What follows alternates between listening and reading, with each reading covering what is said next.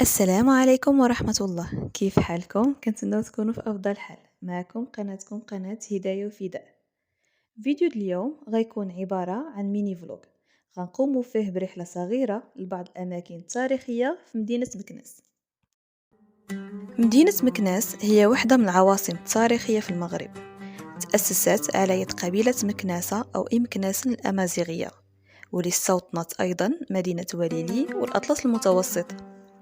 غير كتدخل المكناس أول ما كيلفت الانتباه ديالك فيها هو كثرة الأسوار، بحيث أن المدينة العتيقة كيحيط بها سور عظيم.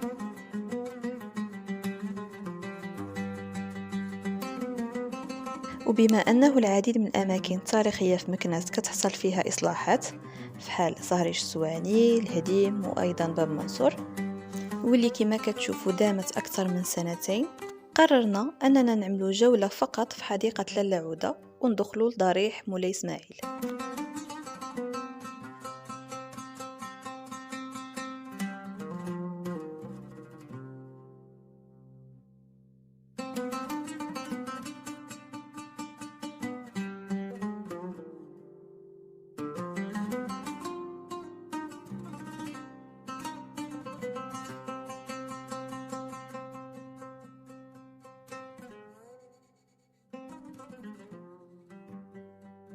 غير كتدخل ساحة لاله عودة كتحس بلي رجعتي في الزمان بقرون، خصوصا ملي كتشوف الأقواس والبوابات القديمة والساحة اللي واقفين فيها العربات اللي كيجروها الخيول، والشكل المعماري القديم والفخم.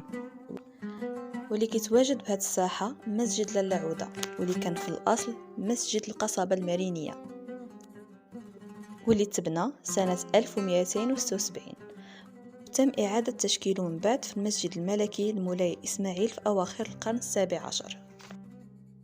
مولاي إسماعيل ابن الشريف ولد سنة 1645 وتوفي في 1727. حكم المغرب لمدة 55 سنة، وهو الابن السابع لمولاي علي الشريف، وكانت الفترة اللي حكم فيها مزدهرة جدا. وكما كتشوفوا هذا هو مدخل الضريح ديالو، واللي لاحظنا توافد عدد كبير من السياح الأجانب ليلو. دخلنا للضريح وكان أقل ما يمكن نقولوا عليه هو أنه تحفة معمارية، سواء من الخارج اللي كان مقسوم 3 ديال الغرف. الغرفة الأولى والثالثة كتوسطها نافورات الوضوء، والغرفة الثانية عبارة عن ساحة صغيرة مضاءة بمصابيح تقليدية.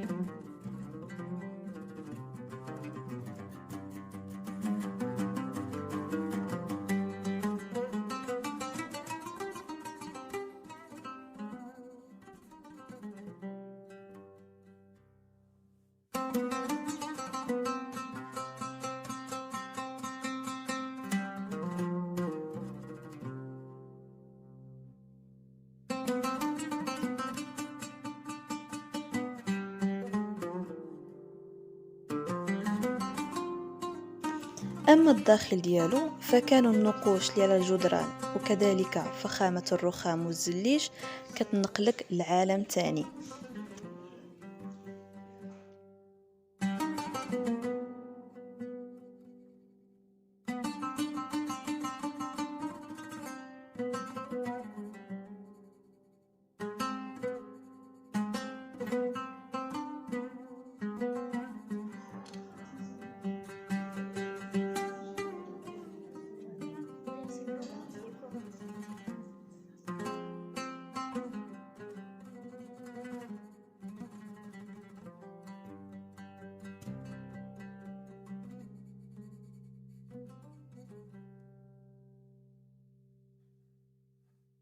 صراحة مكناس مدينة كتستحق الإنسان يزورها ويشوف المعالم ديالها.